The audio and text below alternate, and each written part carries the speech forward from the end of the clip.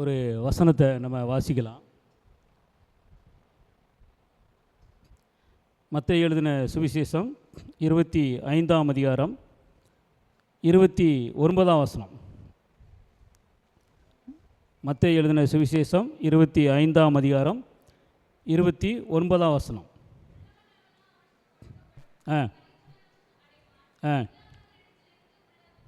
உள்ளவன் எவனோ அவனுக்கு கொடுக்கப்படும், பரிபூர்ணமும் அடைவான். இல்லாதவன் இடத்தில் இருந்து உள்ளதும் எடுத்துக்கொள்ளப்படும். நான் ஏற்கனவே உங்களுக்கு மத்தியில் என்னுடைய சாட்சியை ஏற்கனவே நான் உங்களுக்கு மத்தியில் பகிர்ந்து கொண்டிருக்கிறேன். ஏன்னா நான் 1991ஆம் வருஷம் பிப்ரவரி மாதம் 27ஆம் தேதி இந்த ஆண்டவரை நான் சந்தித்தேன். அதாவது தேவாதி தேவன், அந்த பெரிய தேவன் சாதாரண மனிதனாகிய என்னை அவர் சந்திக்க வந்த அந்த வருஷமும் அந்த நாளும் அந்த நாளிகையும் எனக்கு நன்றாக புரிந்தது, நன்றாக தெரியும். அப்போ அந்த பெரிய தேவன் நம்முடைய வாழ்க்கையில் நம்ம சந்திக்க வந்த காரியத்தையும், அது மட்டும் இல்லாமல் சந்தித்து இன்னும் நம்ம என்னோடய வாழ்க்கையில் என்ன செய்தார் என்பதை நான் அவர் செய்த கிரியைகளை கொண்டு நான் அதை சாட்சியாக உங்களுக்கு அறிவிப்பதில் ஆண்டவருக்கு மகிமை உண்டாவதாக. அதை நான் சந்தோஷப்படுகிறேன். ஏன்னா நான் வாலிப வயது உங்களைப் போல் நான் கரெக்டாக 1971 பிறந்தேன், 91 ரட்சிக்கப்பட்டேன். அப்போ எனக்கு வயசு எத்தனை? தம்பிக்கு வயசு எத்தனை? 18. தம்பி உங்களுக்கு 23. நான் 71 பிறந்தேன், 91 நான் ரட்சிக்கப்பட்டேன். அப்போ எனக்கு வயசு எத்தனை? அப்போ 20 வயசு. ஆண்டவர் என்னை 20 வயசில் என்ன செஞ்சார் என்றால் எப்படி தொட்டார்னா, நான் ஃப்ரெண்ட்ஷிப்புக்கு ரொம்ப முக்கியத்துவம் கொடுப்பேன். இந்த ஃப்ரெண்ட்ஷிப்பை பற்றி நான் வேலை பார்த்த இடத்துல நடந்த ஒரு சின்ன சம்பவத்தை நான் சொல்லி ஆண்டவர் என்னை சந்தித்த விதத்தை நான் சொல்கிறேன். உங்களைப் போல் ஒரு வாலிப பிள்ளை தான் அந்த இடத்துல நான் வேலை பார்த்தேன். அந்த கம்பெனியில் நான் வேலை பார்த்தேன். அப்போ வேலை பார்க்கும் பொழுது அந்த பிள்ளையை நான் காலேஜில் கொண்டு அவங்களுடைய காரில் நான் ட்ராப் பண்ணுவேன். பிறகு நான் என்னுடைய ஒர்க் ஷாப்பில் நான் என்னுடைய வேலையை நான் பார்த்துக்கிட்டு இருப்பேன். இப்படி இருக்கிற சமயத்தில் அந்த பொண்ணு இன்னொரு பொண்ணோடு கூட நல்ல க்ளோஸாக இருந்துச்சு, நல்ல க்ளோஸ். நீங்கள்லாம் எப்படி உங்களுடைய ஃப்ரெண்ட்ஷிப்பில் எப்படி க்ளோஸாக இருக்கீங்களோ தெரில. அந்த பொண்ணு அவ்வளோ க்ளோஸாக இருந்துச்சு.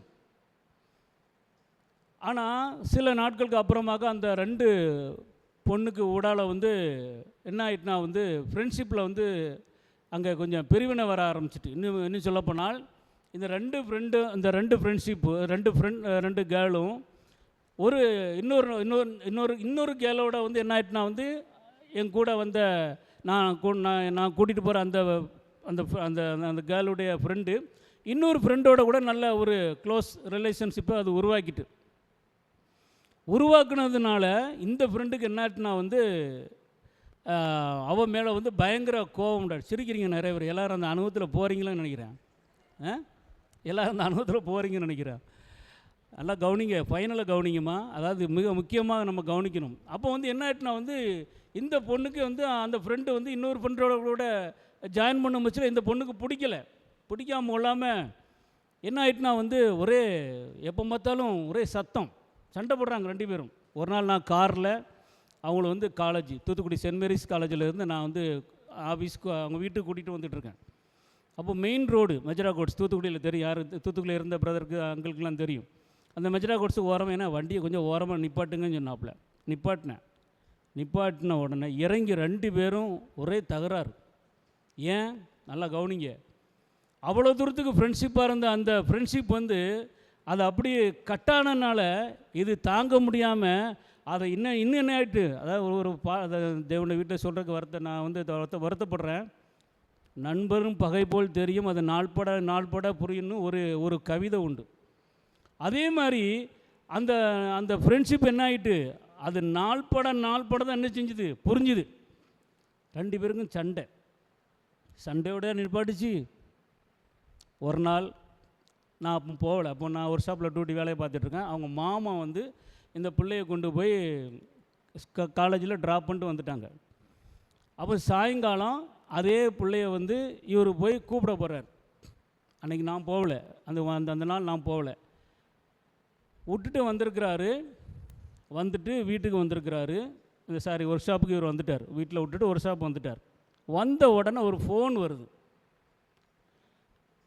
என்ன ஃபோன்னா வந்து அது என்னன்னு தெரில, எனக்கு தெரில. அவங்க 2 பேரும் பேசிக்கிட்டு இருக்காங்க. அவங்க அப்பா சொல்கிறாங்க, கண்ணா நீ உடனே வீட்டுக்கு போ அப்படின்னு சொல்கிறாங்க. அந்த ஒரு பையனை பார்த்துட்டு வீட்டுக்கு போய் உடனே பைக் எடுத்துகிட்டு போனார். பைக் எடுத்துகிட்டு போய் வீட்டுக்கு போய் வீட்டில் போனார். வீட்டில் அந்த புள்ள அந்த அந்த சண்டையில் அதுக்கப்புறம் நடந்திருக்கு. அந்த தகராறு அப்படியே கொஞ்சம் கொஞ்சமாக கூடி வீட்டில் வச்சுருக்க பூச்சி மருந்தை எடுத்து குடிச்சிட்டு, வீட்டில் இருக்க பூச்சி மருந்து எடுத்து என்ன செஞ்சுட்டு குடிச்சிட்டு, அடுத்த என்னையை கூப்பிட்றாங்க, ராஜேஷ் நீ உடனே வீட்டுக்கு போ அப்படின்னு. நான் உடனே பைக் எடுத்துகிட்டு வீட்டுக்கு போயிட்டு அந்த பிள்ளைய காரில் ஏற்றிட்டு தூத்துக்குடி தேன்மணி ஆஸ்பத்திரிக்கு விரட்டி போகிறேன். அப்போ தூத்துக்குடி நல்லா ஃப்ரீயாக இருக்கும், 90 நாளில் ஃப்ரீயாக இருக்கும். விரட்டி போய் அந்த டாக்டர்கிட்ட எடுத்துக்கொண்டு நாங்கள் 2 பேர் தான் போடுறோம்.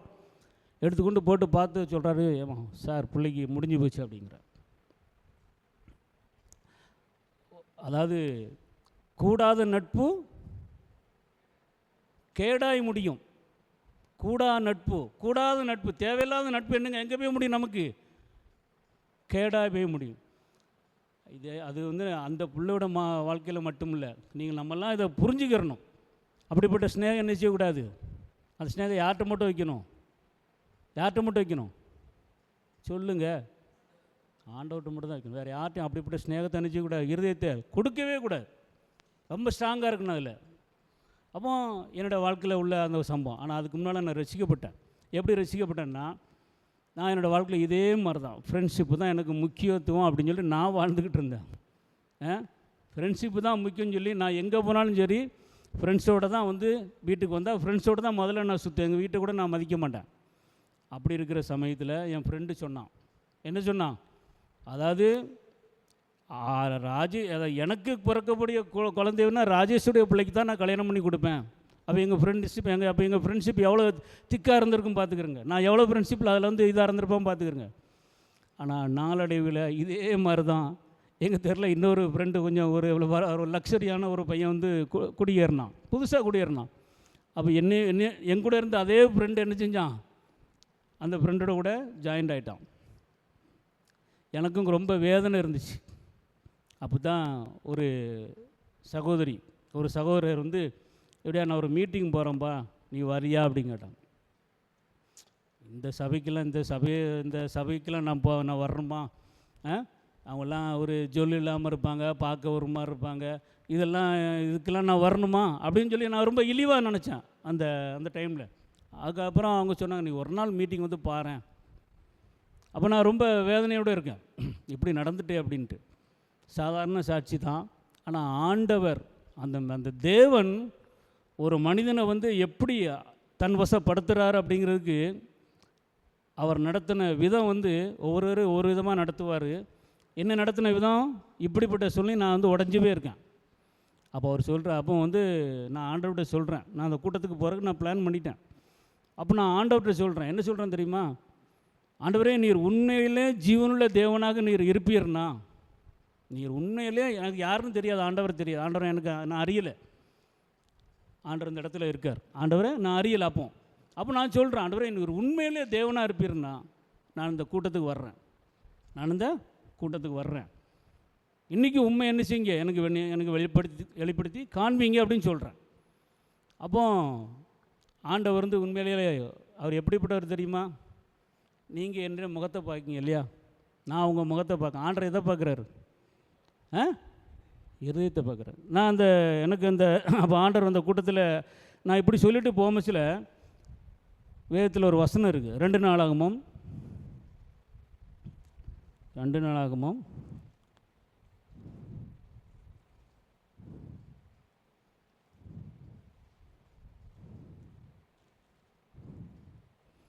16ஆம் அதிகாரம் 9ஆம் வசனம். 2 நாளாகமும் 16ஆம் அதிகாரம் 9ஆம் வசனம். நான் அந்த கூட்டத்துக்கு போகிறதுக்கு நிற்கிறேன். இப்படி சொல்லுறேன், ஆண்டவரே நீர் உண்மையிலே தேவனாக இருப்பீர்னா நான் அந்த கூட்டத்துக்கு வர்றேன், இன்றைக்கி உண்மை எனக்கு யாருன்னு எனக்கு வெளிப்படுத்தி காண்பியும் அப்படின்னு சொல்லிட்டு நான் சாதாரணமாக தான் சிந்திக்கிறேன். ஆனால் மேலே இருந்து ஆண்டவர் நம்மளை பார்த்துக்கிட்டு இருக்கார். என்னையை பார்த்தார் அந்த அன்னைக்கு. என்னை பார்த்து எப்படி தெரியுமா பார்த்துருக்கிறாரு? 9ஆம் வசனம் வாசிங்க.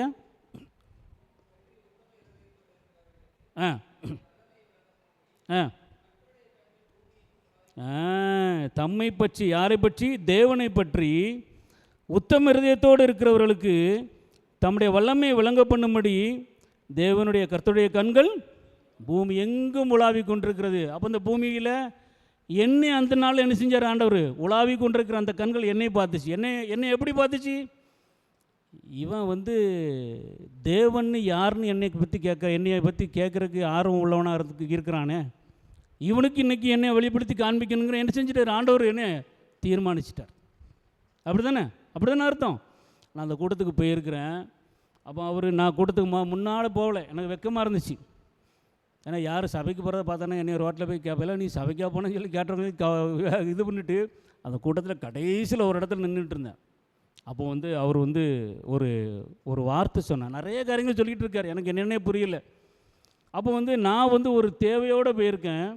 அப்போ ஆண்டவர் என்னுடைய இருதயத்தினுடைய அந்த இருதயத்தினுடைய நோக்கத்தை என்ன செஞ்சுருக்கிறாரு? பரலோகத்திலேருந்து பார்த்துட்டு இருக்கார்.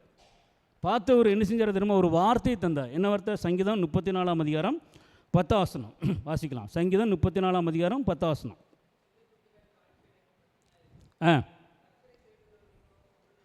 சிங்கக்குட்டிகள் தாழ்ச்சி அடைந்து பட்டினியாக இருக்கும், கர்த்தரை தேடுகிறவர்களுக்கோ ஒரு நன்மையும் குறைவிடாது.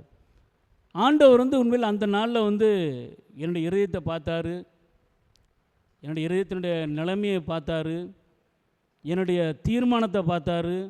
பார்த்த ஆண்டவர், என்னை பற்றி இவன் தெரிஞ்சுக்கொள்ளணுன்ட்டு இந்த நாளில் விருப்பப்பட்டானே, இந்த கூட்டத்துக்கு வர்றான், அவனுக்கு என்ன செய்யணும்? என்னோடய வார்த்தையை அவனுக்கு கொடுக்கணும்னு சொல்லி என்ன செஞ்சார் ஆண்டவர்? அன்றைக்கு இந்த வார்த்தையை கொண்டு என்னை சந்தித்தார். அன்றைக்கு இந்த வார்த்தை அவங்க எவ்வளோ பேசுனாங்க, எதுவுமே எனக்கு புரியலை.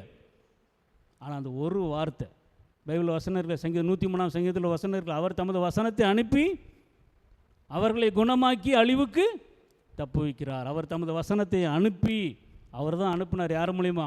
ஒரு தேவ ஊழியர் மூலமாக எனக்கு அனுப்பி என்னை ரட்சித்தார். அப்போ உண்மையிலே என்னோடய வாழ்க்கையில் ரட்சிப்பு அந்த நாளில் நிறைவேறிட்டேன். 2ஆம் நாள் கூட்டத்துக்கு போகச்சில் எல்லோரும் இதே மாதிரி எழுந்திருந்து ஜெபம் பண்ணார். நான் முன்னால் போயிட்டேன், அந்த ஸ்டேஜுக்கு முன்னாடி போயிட்டேன். முதல்ல கடைசியில் இருந்தேன், அதுக்கப்புறம் ஸ்டேஜுக்கு முன்னாடி போயிட்டேன். எல்லோரும் எழுந்தது ஜெபம் பண்ணணும் அப்படிங்கிற. நான் ஜெபம் பண்ண வச்சுல ஆண்டுகிட்ட கேட்டேன், என்ன தெரியுமா கேட்டேன்? எல்லோரும் எழுந்துருந்து ஜெபம் பண்ணச்சில் அப்புறம் பக்ஸிங் சொல்லுவாங்க அந்த சாட்சியை. அவங்களுக்கு சொல்ல மச்சில் அவர் என்ன சொல்லாருன்னா, அதாவது அவர் அந்த கப்பலில் பிரயாணப்பட்டு போகமச்சில் எல்லோரும் முழங்கால் போடுங்கன்னு சொல்ல மச்சில் அவர் முழங்கால் போட மாட்டார். ஆனால் ஆண்டவர் அவரை உணர்த்தும் பொழுது, தன்னை அறியாமலே முழங்கால் போடும் பொழுது தேவன் அவரை சந்தித்த அவருடைய உடம்பெல்லாம் ஒரு விதமான ஒரு ஆட்டத்திற்குள்ளாக ஒரு வைப்ரேஷன். ஆனால் அதே போல் எல்லாருக்கும் வரணும்னு நான் சொல்ல மாட்டேன். எபேசியர் 1:13 நமக்கு போதுமானது.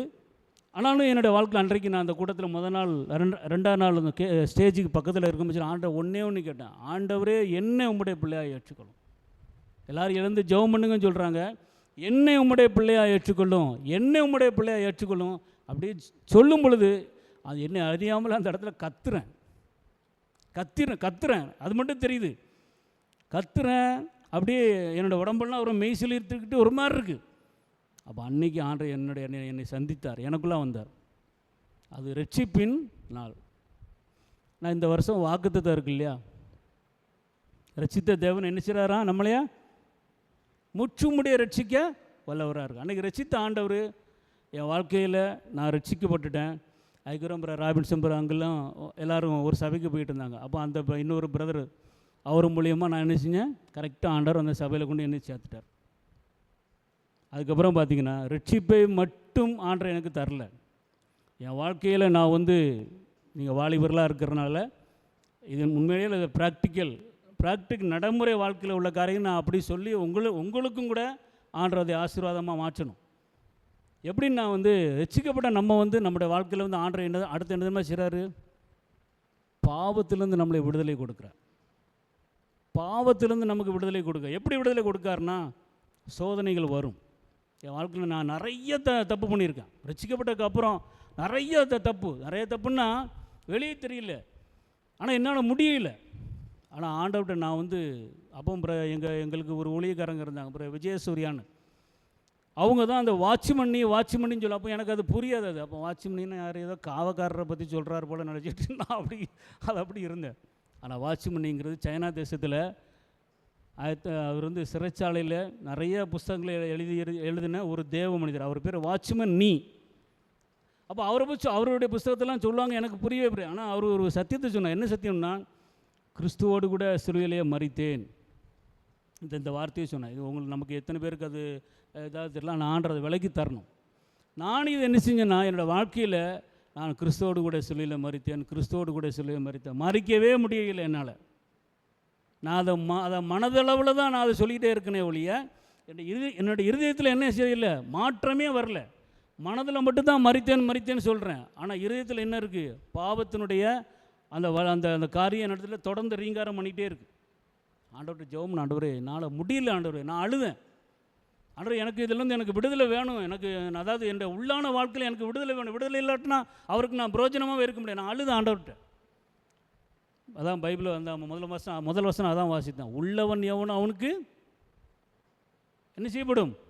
கொடுக்கப்படும். அப்போ நம்முடைய வாழ்க்கையில் வாஞ்சை இருக்கணும். தேவனிடத்தில் என்ன இருக்கணும்? வாஞ்சை இருக்கணும். நம்ம ரட்சிக்கப்பட்டால் மட்டும் என்ன செய்யாது? போதாது. அந்த பாவத்திலிருந்து உள்ளான பாவத்திலிருந்து நமக்கு என்ன செய்யணும்? விடுதலை வேணும். அந்த விடுதலையை தான் ஆண்டவர் என்ன சொல்கிறாரு? நீங்கள் கிறிஸ்துவுடனே கூட சிலுவையில் அறையப்பட்டீர்கள்னு சொல்லி நம்மை பற்றி சொல்கிறார்.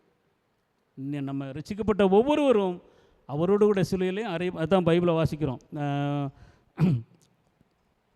அப்போஸ்தலனாகிய பவுல் கலாத்தியருக்கு நிருபம் 2ஆம் அதிகாரம் 20ஆம் வசனம் வாசிக்கலாம்.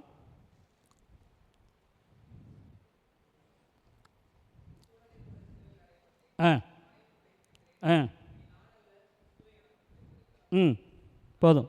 இந்த இடத்துல என்ன வாசிக்கும்? அதாவது இது அவருடைய முழு வாழ்க்கையை பற்றி சொல்கிறாரு.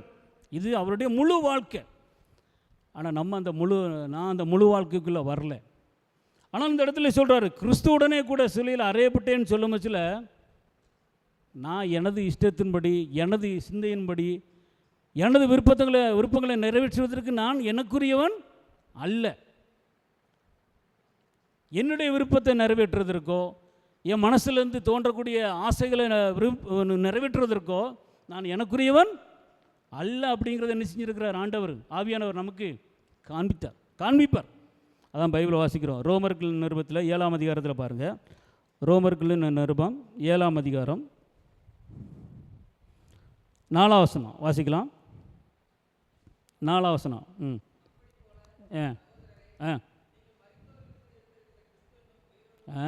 மரித்தோரிலிருந்து எழுந்த கிறிஸ்து என்னும் வேறுடையவர்களாகி. நம்ம ரசிக்கப்பட்டதுக்கப்புறம் நம்ம யாருடையவர்களாக மாற்றப்பட்டுறோம்? கிறிஸ்துவனுடையவர்களாக மாற்றப்பட்டுறோம். கிறிஸ்துவனுடையவர்களாக நம்ம மாற்றப்பட்டதுனால நம்ம என்ன செய்ய முடியாது? நம்ம விருப்பங்களை நம்ம செய்ய முடியாது. அதை செய்யலாம், ஆனால் செய்யாமல் இருக்கணும். செய்யாமல் இருக்கிறதுக்கு யார் நமக்கு அந்த காரியத்தை நமக்குள்ள நிறைவேற்றுவாரன்னா, ஆவியானவர் தான் நமக்கு என்ன செய்யணும்? இந்த காரியத்தை நமக்கு நிறைவேற்றி தர முடியும். ஆவியானவர் தான் நமக்கு என்ன செய்ய முடியும்? இதனுடைய வித்தியாசத்தை காண்பித்து நமக்கு நிறைவேற்றி தர முடியும். நாம என்ன செய்ய முடியாது, முடியவே முடியாது. நம்ம பரிசுத்த வாழ்க்கை நடத்துவோம்னா ஆண்டவர் மரித்தது என்னவா போயிடும்? வீணாக போயிடும். அப்போ உண்மையிலே நான் கிறிஸ்துவுடனே கூட சிலுவையில் மரித்தேன் அப்படின்னாக்க, என்னுடைய உள்ளான வாழ்க்கையில் எழும்புகிற எல்லா எண்ணத்தையும் நான் என்னுடைய மனப்பூர்வமான என்ன செய்யணும்? ஆண்டவருக்கு என்னை ஒப்பு கொடுக்க நான் அர்ப்பணிக்கணும். எப்படின்னா, தவறு செஞ்சால் இந்த சரீரம் என்னவாக மாறுது? துக்கப்படும். தேவன் ஆவியான நமக்குள்ளே இருக்குது. நம்ம என்ன செய்கிறார்? அவர் துக்கப்படுகிறாரு. தேவனோட பேச முடியாது, தேவனோட நம்ம உறவு கொள்ள முடியாது. நம்முடைய வாழ்க்கை என்ன செய்யுது? வறட்சியாக போயிடும். அநேக ஆவிக்குரிய அந்த அனுபவங்களை எல்லாத்தையும் என்ன செய்கிறார்? ஆண்டவர் நமக்கு தரும்பொழுது நமக்கு எப்படி ஆயிடும்னாக்க, ஓஹோ, நான் என்னுடைய விருப்பங்களின்படி நான் நிறைவேற்றுவதற்கு நான் எனக்குரியவன் அல்ல. நான் யாருக்குரியவன் என்பதை உணர்கிறேன், தேவனுக்குரியவன் என்பதை நான் உணர்கிறேன் என்று நாம் என்ன செய்வோம், நாம் என்ன செய்வோம், அறிந்து கொள்வோம்.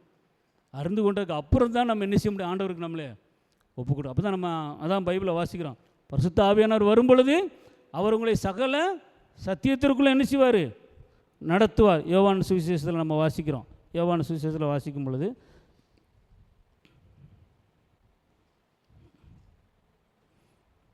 16ஆம் அதிகாரம் 13ஆம் வசனம் வாசிக்கலாம்.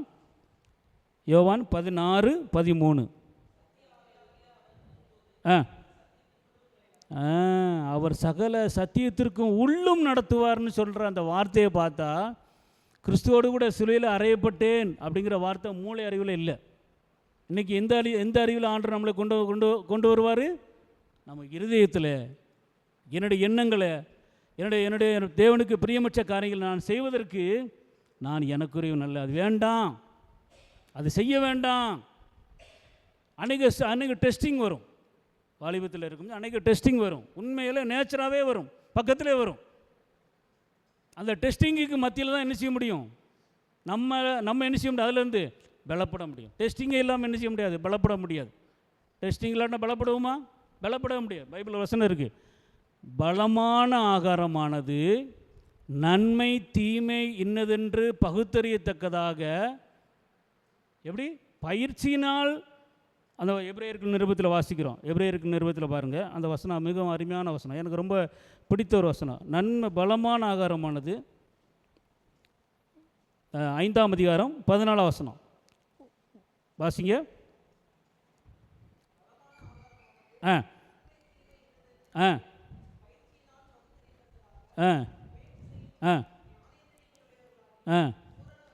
பாருங்கள், நம்ம வாழ்க்கையில் அந்த பயிற்சி தான். பயிற்சி இல்லாமல் என்ன செய்ய முடியாது, வெற்றியே கிடையாது. நான் அப்படியே எதையுமே நான் என்னுடைய மனதை கட்டுப்படுத்திக்கிட்டே நான் வாழ்கிறேன் அப்படின்னாக்கா அதுக்கு பேர் வெற்றி வாழ்க்கை கிடையாது. ஆவியானவர் நமக்குள்ள என்ன செய்யணும், நீ செய்கிறது தவறுங்கிற நீ உணர்ந்து கொள்கிறாயா, நீ நடந்தது தப்புங்கிற நீ உணர்ந்து கொள்கிறாயா அப்படின்ற மாதிரி ஆண்டவரே நமக்கு என்ன செய்யணும், அதை போதிக்க ஆரம்பிக்கணும்.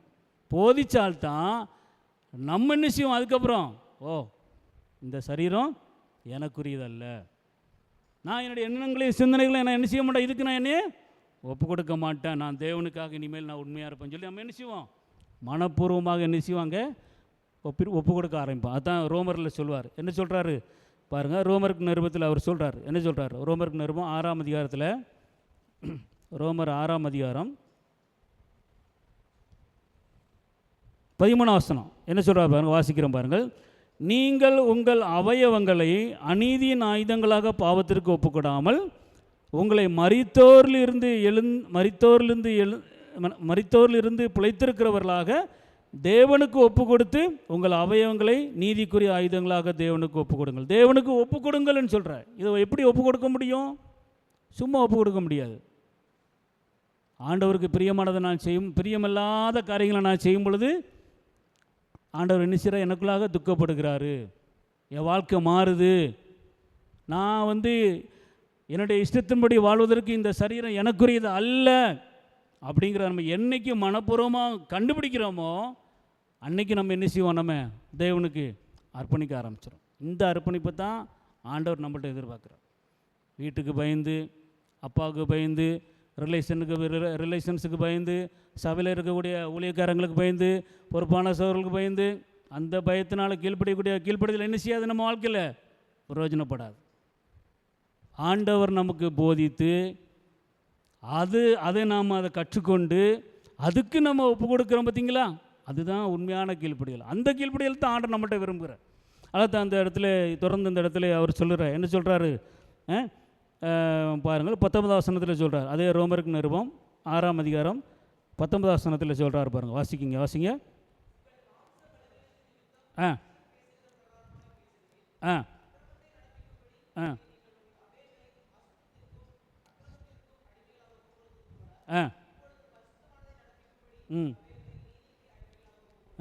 இப்பொழுது நீங்கள் பரிசுத்தமானதை நடப்பிக்கும்படி தேவனுக்கு என்ன செய்யுங்க, நீதிக்கு அடிமைகளாக ஒப்பு கொடுங்கள். அப்போ இந்த ஒப்பு கொடுக்குற அந்த வார்த்தை நம்ம அப்படியே நம்ம பார்த்தானாக்கா நம்மளை என்ன செய்ய முடியாது, ஒப்பு கொடுக்க முடியாது.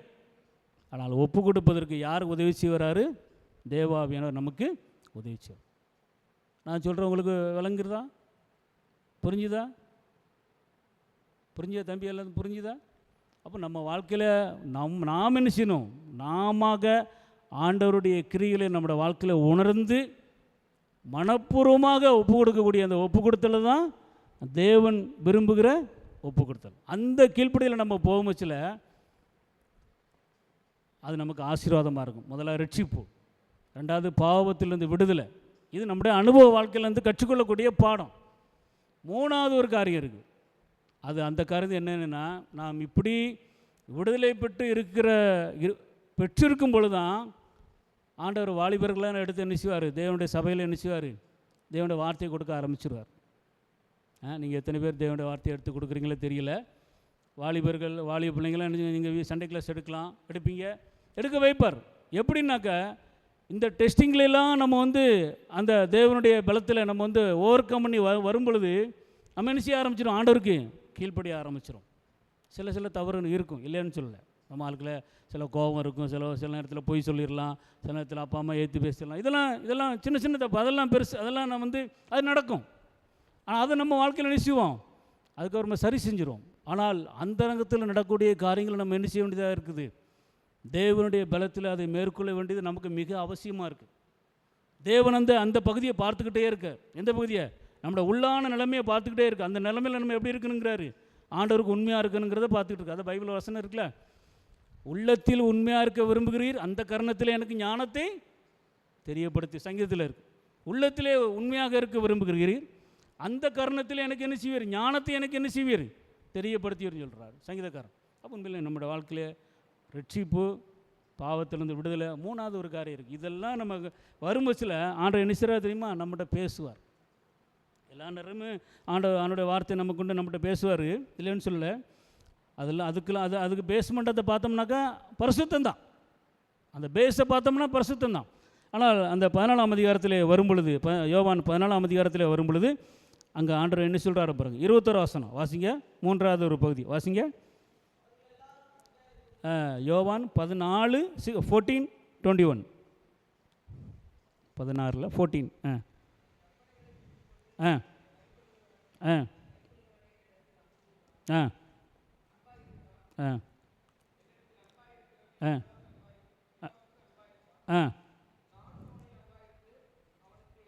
பாருங்க, அடுத்த ஸ்டேஜ் என்ன சொல்கிறாரு?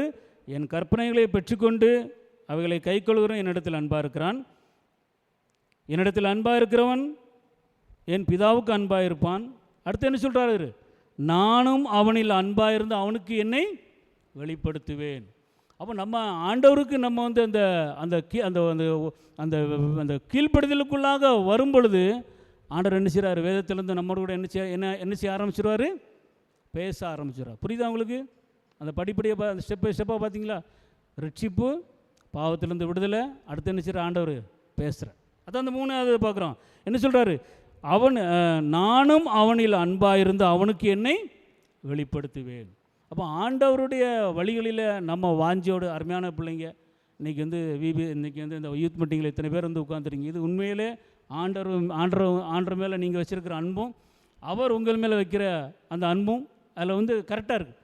அப்போ இதில் நம்ம பார்க்கும்போது நம்ம தொடர்ந்து அடுத்த ஸ்டெப்புக்கு வரணும்னா, ஆண்டவருடைய வார்த்தைகளை கேட்டு ஆண்டவருடைய ஊழியங்களை செய்யணும்னா, அடுத்த என்ன செய்வார்? ஆண்டவர் அவரை நமக்கு என்ன செய்வார்? வெளிப்படுத்துவேன் அப்படின்னு சொல்கிறார். அப்போ இந்த வெளிப்படுத்துகிறது தான் ஆண்டுடைய வார்த்தையில் தியானிக்கும் பொழுது, ஆண்டு என்ன செய்வோம்? நம்ம கூட பேசும் பொழுது அந்த பேசுகிற காரியங்களை நம்ம என்ன செய்யலாம்? சபையில், வாலிபர் கூட்டத்தில், உங்களுக்குள்ளே நீங்கள் என்ன செய்யலாம்? பிரதர் எப்படி வச்சுருக்காங்களோ தெரில, உங்களுக்குள்ளே நீங்கள் உட்காந்து ப்ரேயர் பண்ண வச்சு நீங்கள் ஷேர் பண்ணலாம், உங்கள் ஃப்ரெண்ட்ஸ் மார்க்கிட்ட ஷேர் பண்ணலாம். இதில் பிள்ளைங்க என்ன செய்யலாம்? பிபிஎஸ் சண்டே கிளாஸ் எடுப்பாங்க. இப்படி அநேக காரியங்கள். அப்போ அதெல்லாம் எந்த அடிப்படையில் வருது? ரட்சிப்பு, விடுதலை, வெளிப்பாடு, ஊழியம். ரட்சிப்பு, விடுதலை, விடுதலை, அதுக்கப்புறம் வெளிப்பாடு, அதுக்கப்புறம் என்னது? ஊழியம். வருதா? ஆண்டு எவ்வளோ அருமையாக ஒரு ஸ்டெப் பை ஸ்டெப்பாக நம்ம தர்றார். உண்மையிலே இந்த மாலை நேரத்திலும் கூட உங்களுடைய வாழ்க்கையில் ஆண்டவருடைய வழியில் நடக்கும் பொழுது நமக்கு நிச்சயம் சோதனை உண்டு, சோதனைக்கு மத்தியில் தான் நமக்கு என்ன செய்யணும், ஆண்டவர் நமக்கு வெற்றியை தருவார். அதுக்கு முன்னாடி நமக்கு என்ன கிடையாது, அப்படியே இருந்தால் நமக்கு விடுதலை, நமக்கு வந்து வெற்றி கிடையாது. நம்ம வந்து அந்த சோதனையில் இருந்து தான் நம்ம ஆண்டவர் கொண்டு வருவார், நிச்சயம் கொண்டு வருவார்.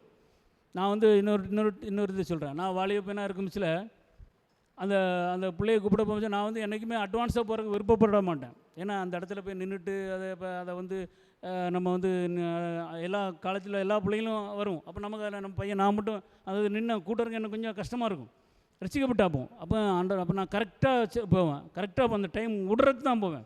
அப்படி இருந்துமே சில சமயத்தில் உள்ளே இருந்து பேசிகிட்டு இருக்கும்போது நான் நிற்க வேண்டியது இருக்கும்.